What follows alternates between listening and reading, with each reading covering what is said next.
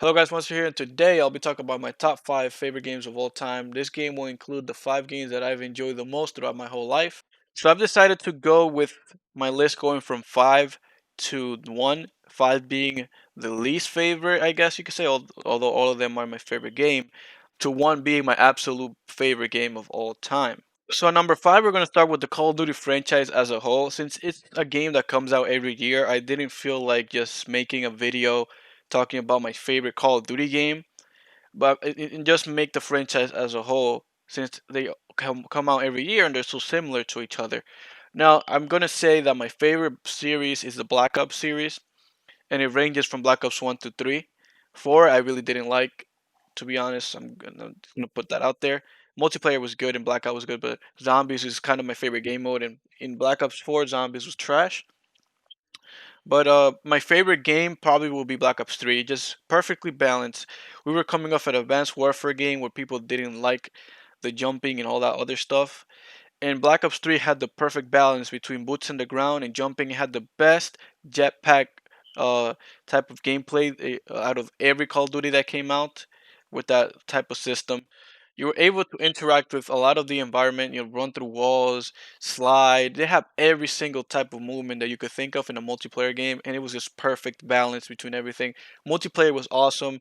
You could go all the way to level 1000. It was the first Call of Duty that introduced that, and it had immense replayability because you wanted to get to level 1000. Supply drops were not super hard to get since they did introduce a lot of different things where you get 100 wins, you get a guaranteed gold weapon and all that other stuff. It was incredibly fun to play, if I'm being real.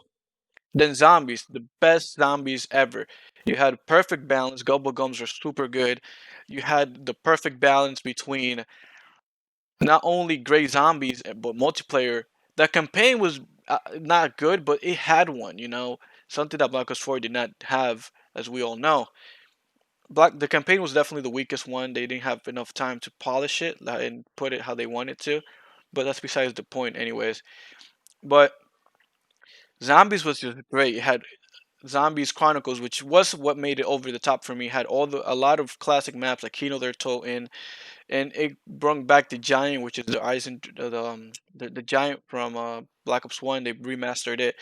They remastered a lot of maps that were classic to us, and then they brought in new maps. So they brought back Origins, but they also brought the Eisen Drake, which is kind of similar to Origins with the staff and the bows.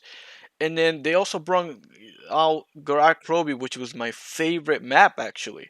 Garak Krobi was super good because the Easter egg was so hard to do that when you actually did it, it felt accomplished. You felt like you accomplished something. When you finally got that trophy, you were like, wow.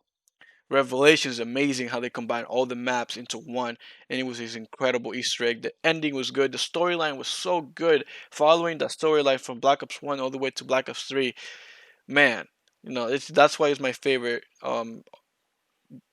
games of the franchise. Definitely has to be my top 5. A lot of fun in those games, especially in Black Ops 3 Zombies with my friends Benjamin and Roger, bro. Great fun. One of my favorite games of all time. Next up at number 4, we will have Uncharted 4. Uncharted 4 was one of the best games I've ever played. It felt like watching a movie. I remember my mom walking into my room once and was like, "Oh, what movie are you watching? That looks really pretty." And no, it was a video game.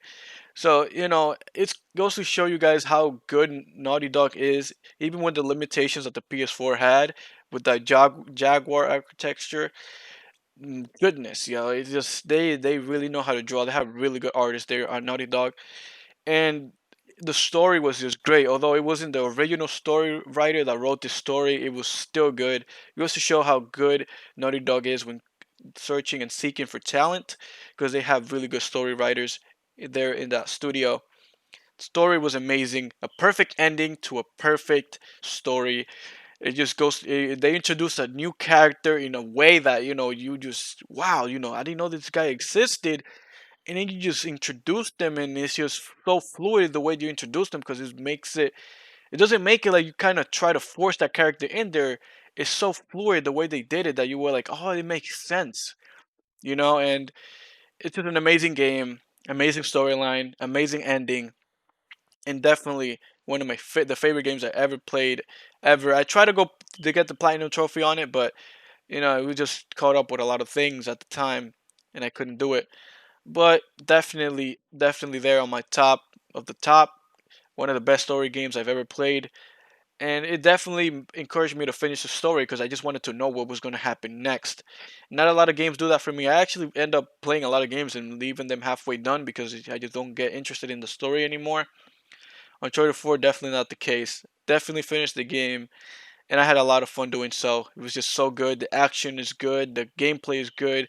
Mechanics are amazing. Naughty Dog, definitely a great studio, and they definitely showed out with Uncharted 4. Next up, my third favorite game. This game doesn't get a lot of recognition. Not a lot of people. This game is really under the radar for a lot of people. Not a lot of people actually talk about it. Not a lot of people actually played it. And it's incredible to think that this is actually the only game that I have a platinum trophy for because of how good it is and how much I actually wanted to play it. Um, this game just is just so good. It's the story is amazing. Um, it's it just goes to show like it's two brothers. One of them kind of hates the other one, but in the end, he ends up loving him and appreciating how important he is and how much he actually cares for him. And it's just a great story overall. It just the powers that you get, how you're able to get different powers is incredible. How the implementation of each one, how you're able to use them and use them to your full capabilities. It's a skill tree system type of game. So every time you complete a mission or every time you reach a certain thing, collect a certain amount of shards, I think it is, you get a new point to unlock a new skill. And once you unlock every single skill, then you're basically unstoppable. You get a lot of different powers, and depending on the surrounding around you, you could suck up certain things that will activate that power. And it's just incredible. It's an amazing game for sure. It's just the story was so good. It was so touching. It actually made me cry at the end. And I am someone who doesn't really cry. I actually don't remember the last time I cried right now because I rarely cry, and that game made me cry so much. And it's really touching. An amazing game. If you haven't played Infamous Second Son, I recommend you to play it because it's amazing. Infamous 1 and 2 are also great. I don't know if it's because I'm someone who really likes action and action-packed things, but Infamous Second Son is definitely at the top of the top for me. One of the most underrated games on the PS4, and it was actually was supposed to be on the launch lineup. So it was one of the first games that came out for the PS4. Yeah, it's really underrated. They gave it for free on PlayStation Plus, but it's just super underrated either way. And it's just a game that not a lot of people know about. Not a lot of people play it because it's not a Naughty Dog game. It's not a big studio game. Though Sucker Punch is really good, but I don't care because it's my one of my favorite games ever. Definitely my first game of the Infamous series. And if you haven't checked it out yet, you guys should. At number two, I have a very popular game. So I will say that a lot of people, or for a lot of people, this is probably the favorite game that they've ever played ever. For me though, not so much. It comes second, but it's definitely a game that I have a lot of fun in, a lot of memories, especially GTA Online. GTA Online is what made this game special, and it's just one of those games that is two games in one, bro. Honestly, you get GTA Story, which is one of the best stories I ever played. It's amazing in the PS3 era how they were able to implement three different characters into one story, and you were able to control each one individually when you pleased.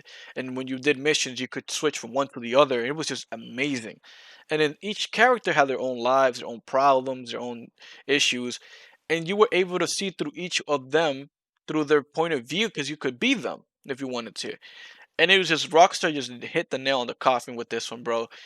Rockstar showed why they are Rockstar. They are probably the best developer in the world. And man, they showed that with GTA 5. But there was a developer in 2013 that made a better game, in my opinion. At number one, this comes at no surprise if you've seen anything in my channel. It's The Last of Us Part 1. And this game really touched heart. Man, when I tell you I cried in this game at the end, I actually cried, bro. Like Towards the end, I mean, this game is 7 years old, so you'll probably know the ending, but spoilers in case you don't. But in the end, man, when Joe looks Ellie straight in the face and tells her, "No, there's many people like you. They didn't need you.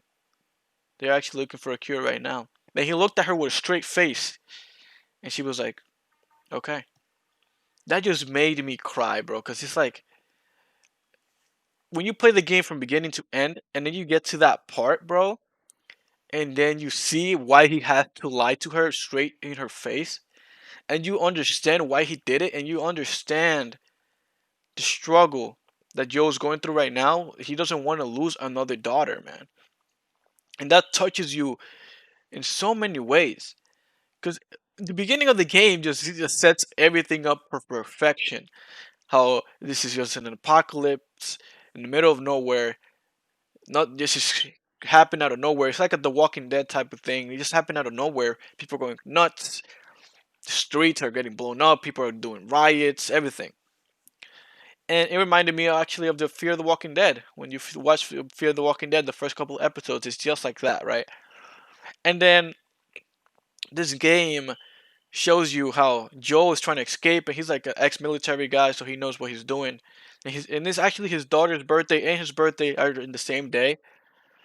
So it was his daughter's birthday, and then all this shit started happening, and she got killed in the middle of all of that when because they thought they were infected, I guess. So she got killed, and it breaks your heart, bro, because you're like, damn, he just lost his daughter. And then all these years go by, and Joel turns into kind of a con artist. He starts selling illegal stuff, he starts smuggling things, and then he meets Ellie, someone who he needs to smuggle through. Like, he needs to transport from an area to another as a favor for, an old friend, Marlene. And he does this, and throughout the whole journey, he just, you learn a lot about Ellie. She was separated from her mom. She was bitten, and she just never turned, and she's immune to the disease. And then you learn more and more, like, Ellie didn't get to go to school, really, like a regular school. She didn't get to flirt with boys like regular girls get to do. She didn't get to live a normal life. And Joel starts to like, wow, this girl is so pure, and she has such a great personality. And the things that they have to go through together, like while traveling, and the many times that Ellie saved Joel and Joel saved Ellie, and the way that they actually cared for each other, it was just incredible. And I think part of it was the fact that Ellie is such a great person, and she's just so pure, right? And Joel is just, he has been kind of contaminated in this whole society, and Ellie was turning him pure again, right? And he was showing him, or reminding him of how good life could be, and how you could really love a person. And then he actually fell in love with Ellie in a way that a father loves his children, or his daughter in this case. And he just couldn't let her go at the end, man. When he actually had to let them kill her to find a cure, he just couldn't. He went in there, he killed every single doctor, every single person who was guarding the medical facility. He even shot Marlene because Ellie was the only thing that was important to him. Ellie needed to be saved at all cost. And now the game just again, you have to play it for yourself to know what I'm really talking about here. It's just an emotional storytelling game. The story is super emotional. It makes you cry at the end, and the fact that Neil Druckmann says that the second game made him cry even more makes me want to play that game so bad, because I just want to feel those. I want to see it for myself, because the first game made me cry, and the second one actually manages to make me cry as well. That's when you know a game is good, when it makes you cry at the end. Because for me, for example, I'm someone who doesn't really cry often. Well, guys, my name is Wancer. If you guys did enjoy this video, please hit the like button. If you didn't like it, hit the dislike button. It shows me that I need to improve my content. And until the next one, this is Wancer, and I'm out. Peace.